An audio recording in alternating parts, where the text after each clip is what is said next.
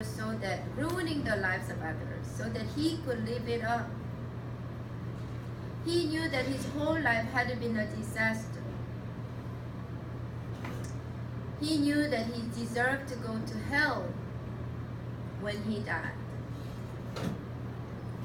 So Jesus said that in the story, the tax collector didn't even come forward inside of the church. He stood far in a distance.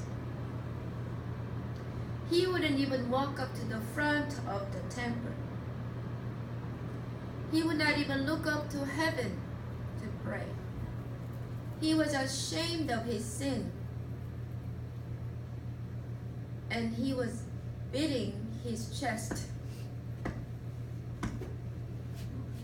God have mercy on me, I'm a sinner. His prayer was opposite of what Pharisees, wasn't it? Maybe you can sum it up this way, saying, God, there's everything wrong with me. Help me. Jesus goes on to say that sinful tax collector was the one that was forgiven by God, not the perfect Pharisee. Why? Jesus tells us, for everyone who exalts himself will be humbled. He who humbles himself will be exalted. The Pharisee was proud, looking down on others, saying, I'm not like that tax collector. Exalting himself. The tax collector was humble, sorry for his sin. What is Jesus saying here? Is Jesus saying that you earn the forgiveness of sin by being humble? Look how humble the tax collector was. So if you say, God forgave the tax collector because he was humble, he deserved to be forgiven. Is that how it works? That might be a confused question.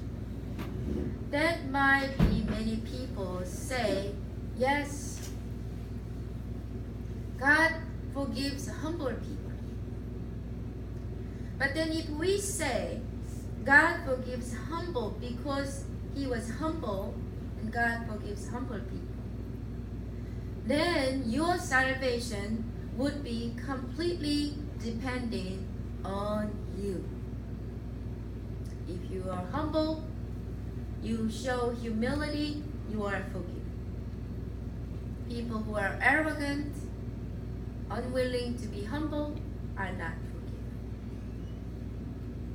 forgiven. If we say that, then you could never be sure if your sin can be forgiven.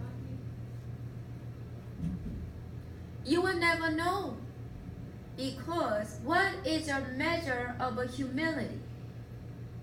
How do you know? How do you and I know how much humility do we need to show God? How do we know we are humble enough for God to forgive us? So the truth and the matter is neither the Pharisees nor the tax collector, both of them, they did not deserve to be forgiven by God. The Pharisees didn't because he was conceited and self-righteous. Thought he was better than everybody else. Though he was perfect, he still didn't deserve to be forgiven. The tax collector didn't deserve God's forgiveness because of the terrible, sinful life that he lived. neither one deserve to be forgiven by God. So at this point, we need to know the truth. The truth is God forgives people purely out of His mercy. Amen? As a result of His undeserved love, God forgives people. But God forgives people because Jesus Christ has taken away the sins of the world. Amen? Because of that sacrifice Jesus made on the cross, cleansing the world of all of its sin, He offers forgiveness to all of us. In this story, God offered forgiveness to both the Pharisee and the tax collector. But only the tax collector received God's forgiveness. Why? Because in God's mercy, God chose to forgive only those who humble themselves before God. What does this mean by humbling yourself in front of God? Oftentimes I give example from my 3 children. Just like my little son, youngest son, confess his wrongdoing. My mercy goes out for him. Many people say, I favor my youngest son. I favor. I say, no, I don't. I love them all 3 the same. Why people say that I favor him? When I think about him, I realize I cherish him more. I take care of him more. I give him more. I hug him more. I give him almost everything he asks me to give him. Is it because he's smarter than other 2 children? No. Is it because he's richer than other children? No. Is it because he's more righteous than other 2 children? No. If you really count about what he has been doing, all the things that he messed up, he doesn't deserve anything. He actually deserved to be punished. Amen. My oldest son said, he agreed. Amen means agree. But even so, I cherish it. God is like that. Every little thing he comes to me, Mom, I'm hungry. Do you have any food for me? Mom, this morning even, Mom, do you have any money? Mom, I need this, I need that. Constantly in front of my face. Sometimes I ask him, do you deserve it? He put his head down, no. But I still want it. Compared to my little child, my 2 older children, I'm very proud of them. When I ask them, how are you? Do you need anything? Both of them say, nope. Mom, I'm fine. Sit back. Relax. Sometimes they even say, I'm all grown up. Leave me alone kind of attitude. Mom, I know what I'm doing. But when I get that kind of attitude,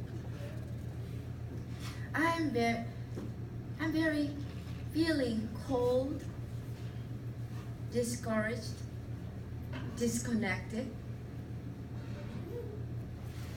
And I think about God's heart. I'm sure God feels like that. And when we push God away, say, nothing wrong with me, I'm fine.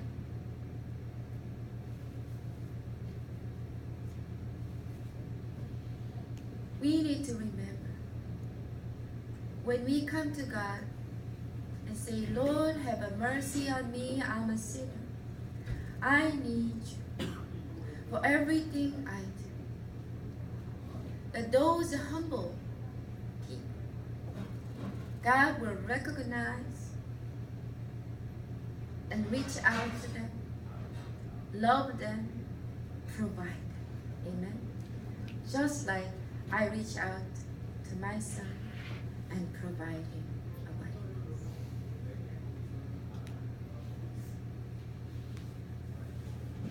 Next, I would like to talk about the Lent is a time of a prayer, special prayer.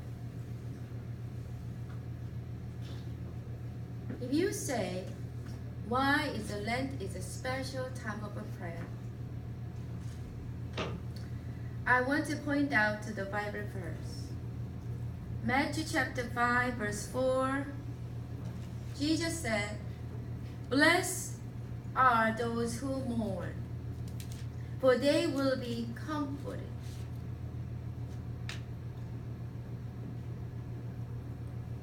You are blessed when you are mourning in front of God. Amen. The reason my little son always gets my blessing because he comes and he whines and he wept. The Bible also says in Romans chapter 12 verse 1 verse 5, chapter 1 verse 5, rejoice with those who rejoice, weep with those who weep, cry with those people who cry. Jesus showed us this example.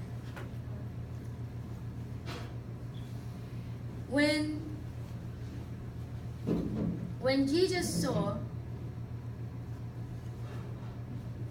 in Luke chapter 19, when he was entering to Jerusalem, and when he saw Jerusalem, it says, as he approached Jerusalem and saw the city, he wept over it. When he came into Jerusalem, he cried about Jerusalem.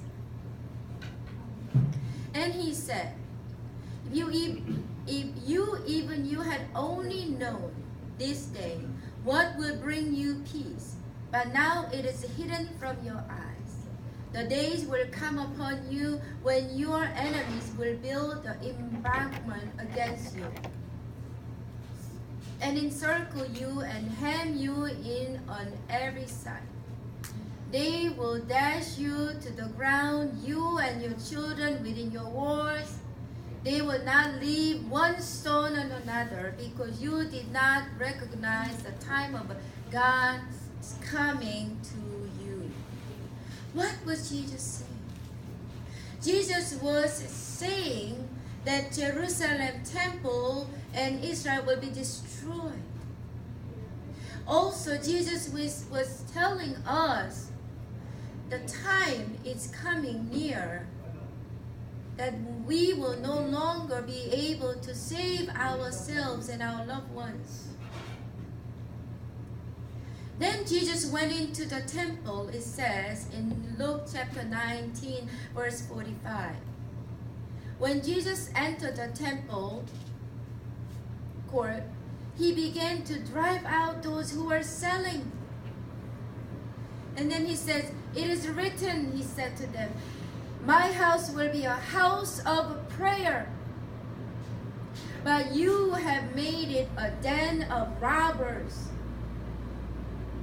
Why was Jesus angry at people at the church? Because people at the church were doing everything else but not praying. He clearly said that we should mourn for our people.